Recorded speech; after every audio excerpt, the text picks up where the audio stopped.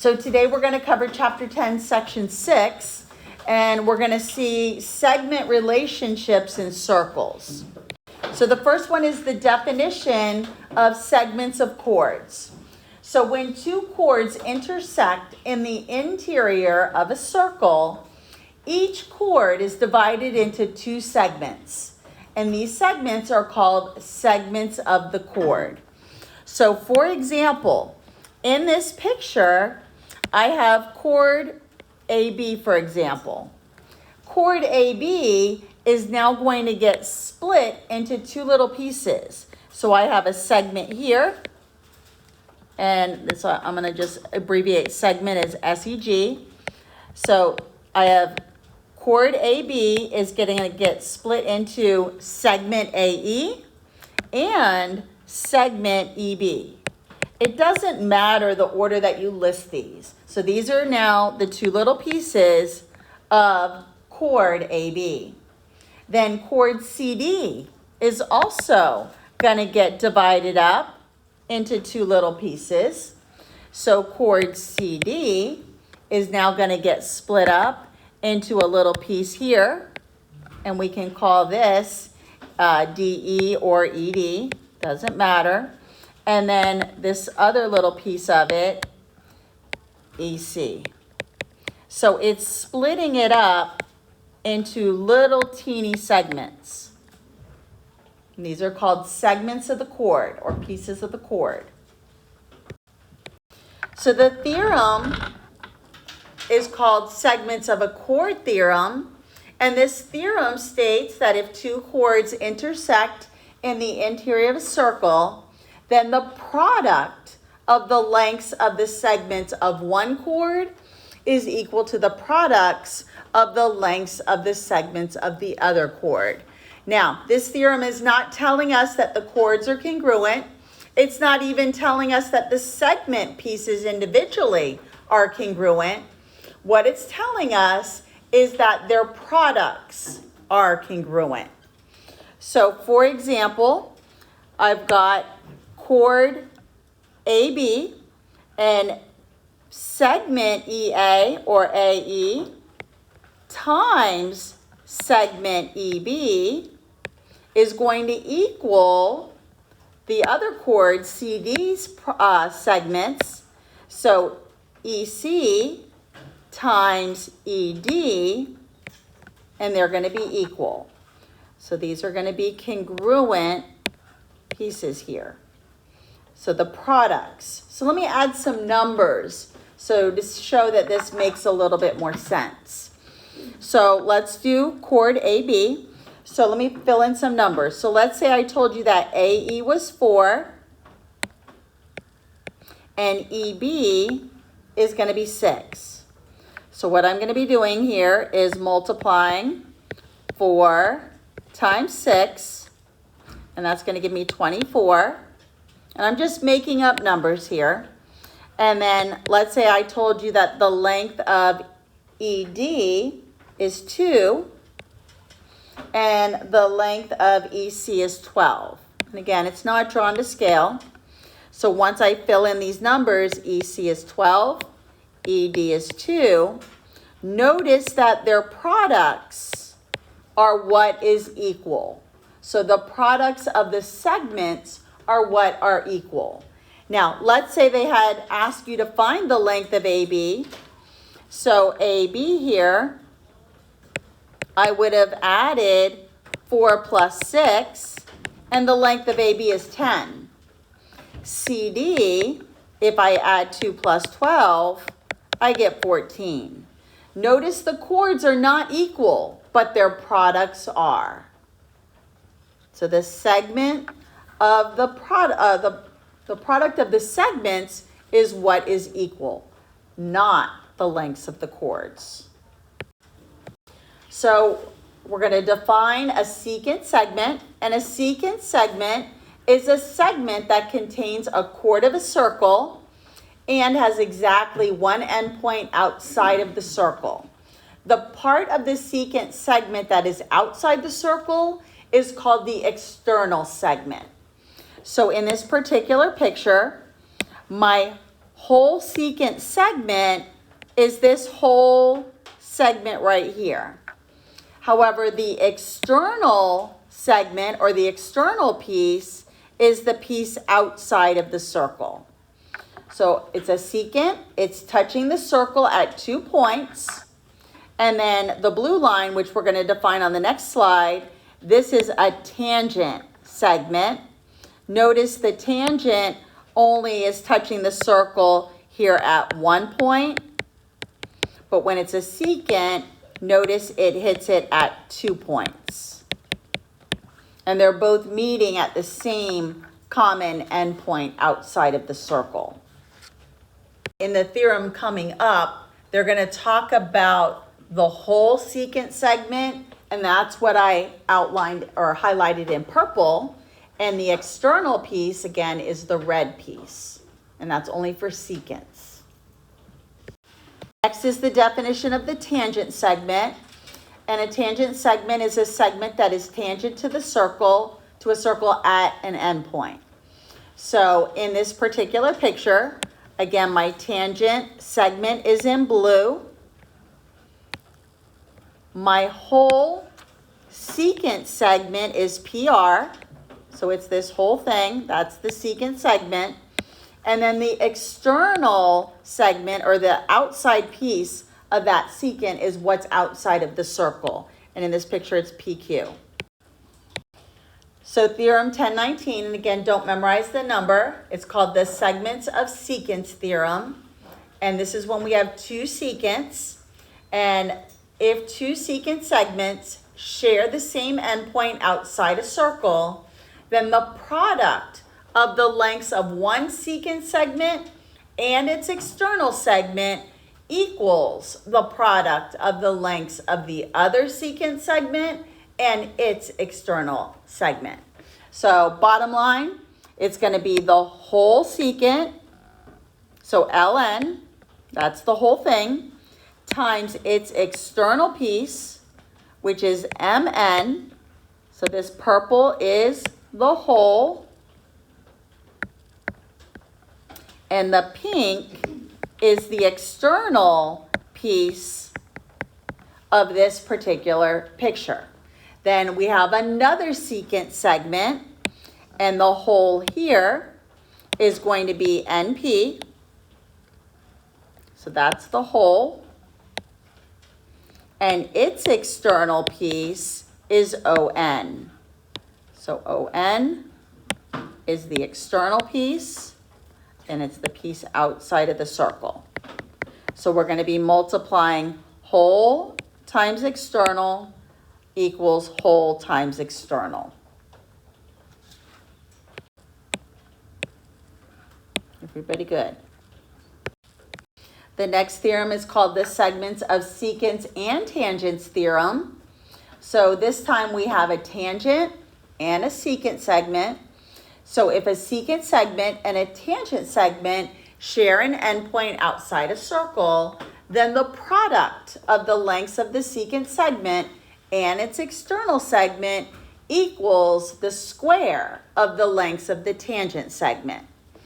So in this particular picture, my tangent segment is the ML. My secant segment, the whole piece, is this JL. So this is the whole. And then the red is the external piece. And that's the KL. So this is the external. So the purple is the whole. And the blue is the tangent. This is our tangent.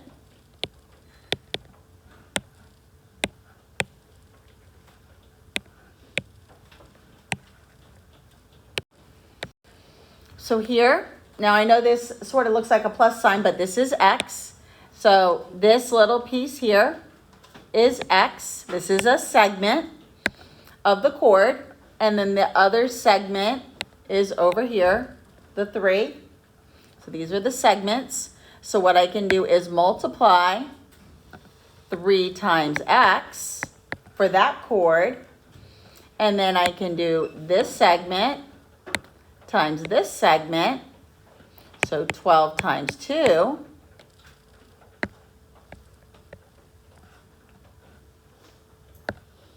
And now I'll go ahead and multiply, and I get 12 times 2 is 24. Divide by 3, and x equals 8. Now, let me add some letters here. So let's say they told me that this was chord AB, and this was chord CD. So if it just asks you to find x, you stop and we're done. But let's say they ask us to find the lengths of the two chords. So AB is made up of adding 12 plus 2, and AB is going to be 14. CD is going to be, we just found x, so it's 3 plus 8, and CD is 11. Notice the chord lengths are not congruent. However, their products were. So again, if you were to go back and multiply this, 8 times 3 is 24, as well as 2 times 12. So for example B, I've got a tangent and a secant segment here. So I have a tangent and a secant. Let me go ahead and label it. So x is my tangent. So let me go ahead and outline him in blue. So the formula I'm going to be doing is going to be tangent squared is equal to the whole times the external piece. So I already knew my tangent. It's x, so I'm going to square it. My whole secant here, this is the whole. I'm going to add 18 plus 6, and I get 24. This is my whole secant.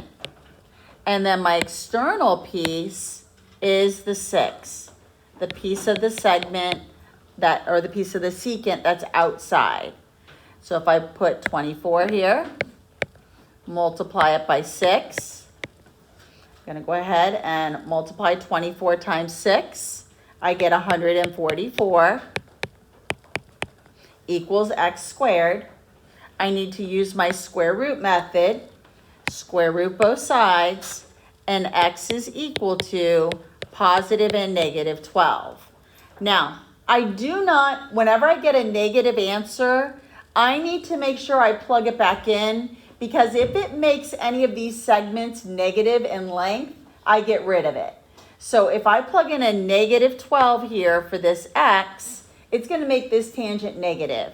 So the only answer I'm going to keep is positive 12, because I can't have a negative tangent.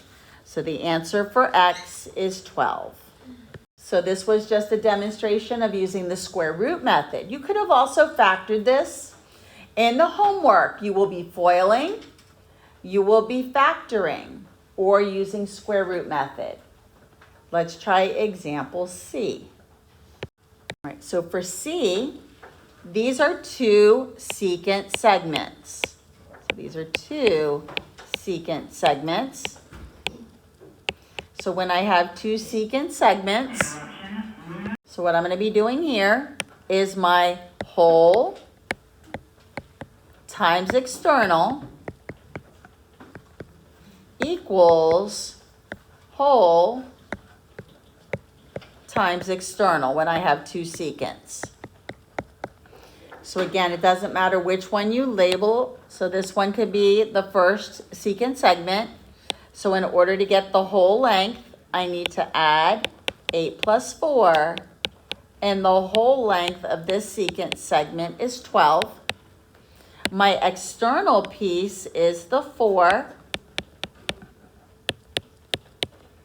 And then now for the other secant segment, my whole piece here is going to be found by adding x plus 6.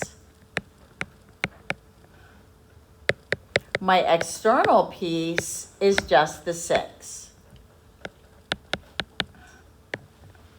I'm now going to distribute. So when I distribute, so I'm going to multiply this side, I get 48. I'm going to distribute the 6 to the x and to the 6. And now I have a nice simple addition algebraic equation to solve. I'm going to subtract 36. 12 is equal to 6x. Divide by 6, and x equals 2. For example D, I've got a tangent and a secant segment.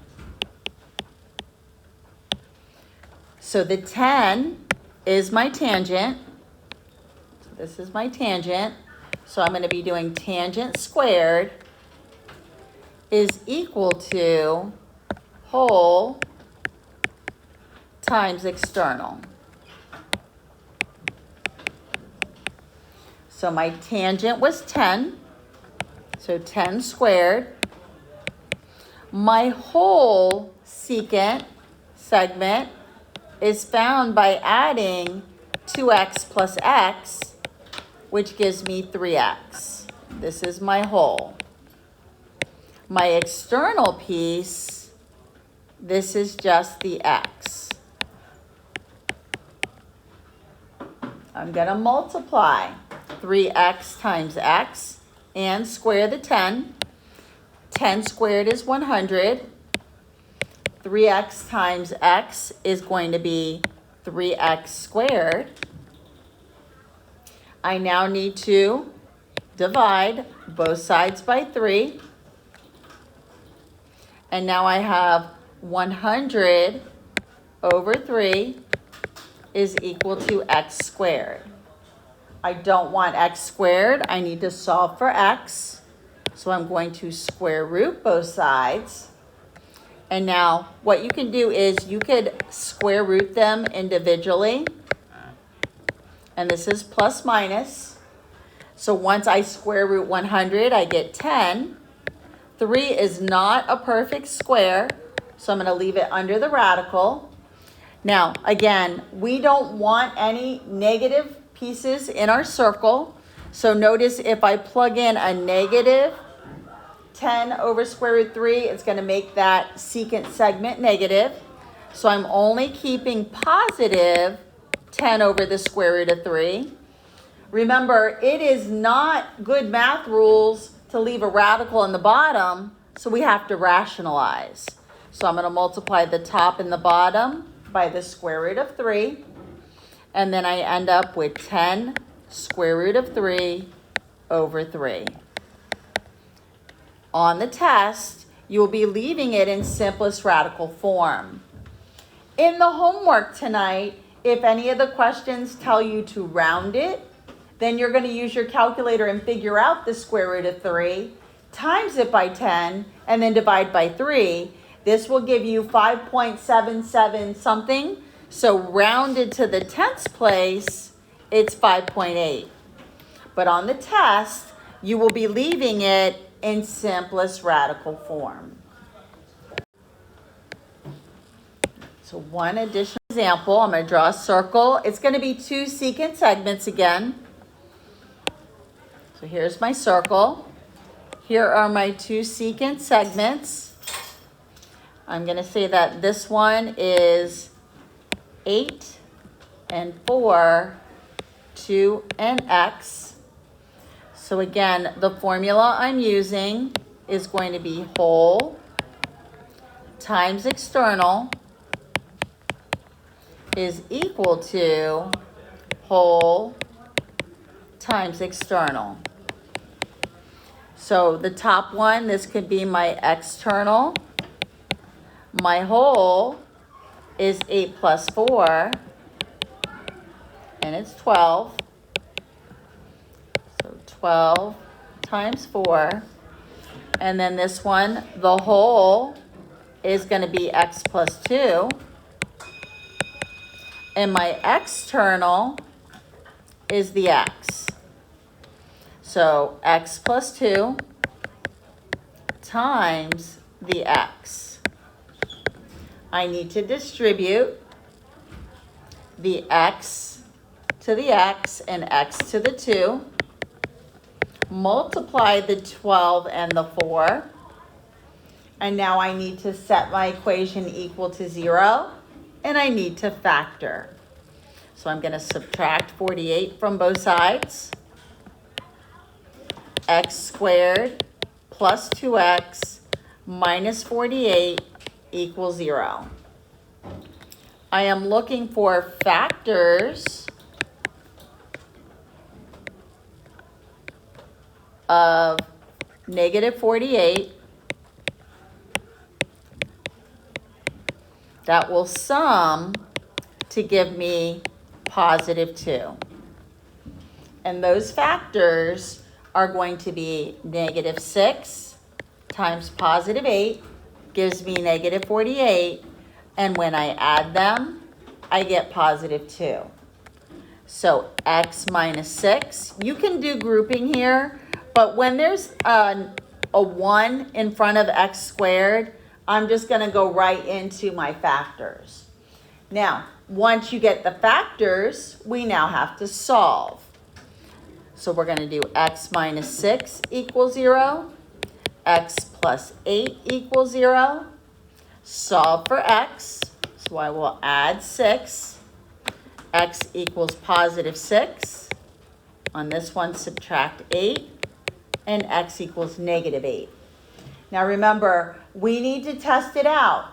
If either of these answers makes either of the secants a negative number, we get rid of it. And actually, when I plug in negative 8 here, it is going to make that secant negative. So I'm going to get rid of this answer, and the only good answer here is x equals 6. And that is it for the notes on 10.6.